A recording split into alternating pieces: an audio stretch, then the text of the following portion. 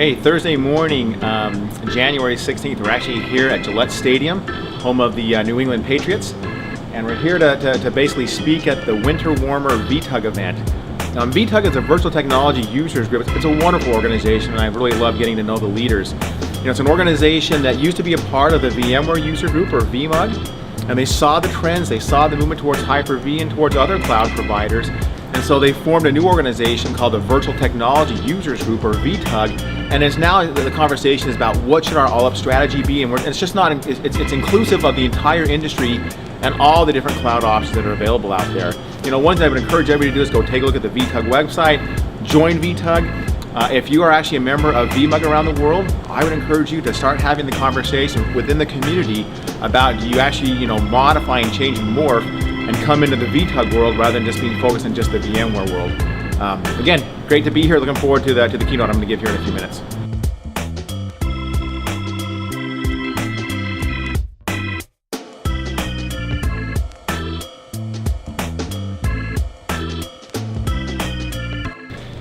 Well, it's great to be here, and you know, grateful for the invitation from Chris and Tony to be able to spend a few minutes with you.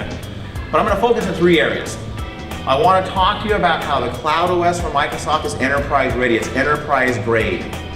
I want to talk about how we have natively taken hybrid services and the reality that most of you will be running in a hybrid cloud environment. We just baked that natively into the product set. And then third, I want to talk about how people-centric, how people-focused we are on this, and get specific about how you get trained and how you get ready as you think about contemplating and using Hyper-V and Microsoft Cloud in different places. So first of all, let's talk about enterprise scale and an enterprise platform being at an enterprise grade. And what this really comes down to is, you know, do you have the capabilities, the scale, the performance, the reliability? I talked about it being all the ilities. And I want to walk through just some of the things that we've been doing in terms of innovation, and then just talk about a couple of the speeds and feeds to make sure you understand the enterprise readiness of the platform.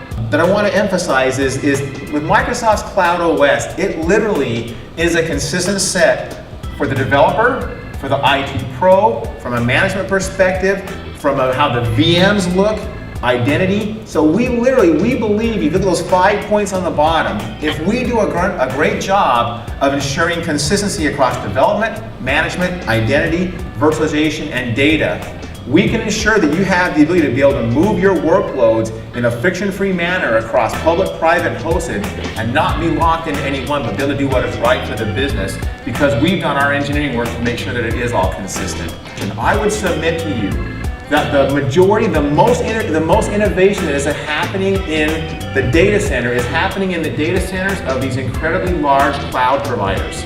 It's happening in the data centers of Microsoft. It's happening in the data centers of Google, of Amazon. You know, these organizations that are running at scale that is just off the chart. Here is where Microsoft is different than anybody else in the industry. We're going to take every single thing that we learn in that public cloud, and we're going to deliver that to you for you to be able to run in your data center through Windows Server and through System Center. So that virtuous cycle is just not contained to the vendors that are building out public clouds. But that virtuous cycle and literally everything that we learn, we deliver to the entire industry so that public, private, hosted, and you can do what's right for your business. The whole world benefits from what we're learning.